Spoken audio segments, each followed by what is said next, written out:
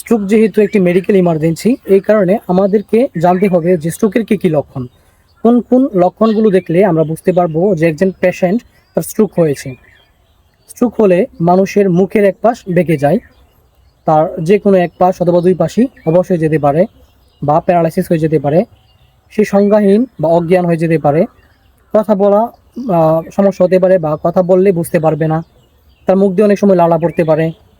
এবং স্ট্রোক হলে মানুষের শরীর দুর্বল হয়ে যায়, সে ভারসাম্যহীন হয়ে পড়ে, উল্টো কথা বলতে থাকে, এবং কখনো কখনো তার ভারসাম্য থাকে না শরীরে। তাহলে এই লক্ষণগুলো দেখলে আমরা বুঝতে পারবো যে তার স্ট্রোক হওয়ার সম্ভাবনা রয়েছে, এবং আমরা যত দ্রুত সম্ভব তাকে ডাক্তারের কাছে নিয়ে যাব। প্রিয় দর্শক, আমরা যখন স্ট্রোক সম্বন্ধে জানলাম, স্ট্রোক কী, কেন হয়, এর প্রভাবে কী কী সমস্যা হতে পারে, এবং স্ট্রোকের লক্ষণগুলোও জানলাম।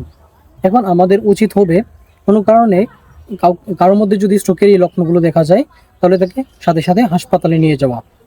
আমরা যদি এভাবে জনসচেতনতা সৃষ্টি করতে পারি, তাহলে স্ট্রোকের যেই সমস্যাগুলো পরবর্তীতে হয় সেটা অনেকটাই কাটিয়ে ওঠা যাবে।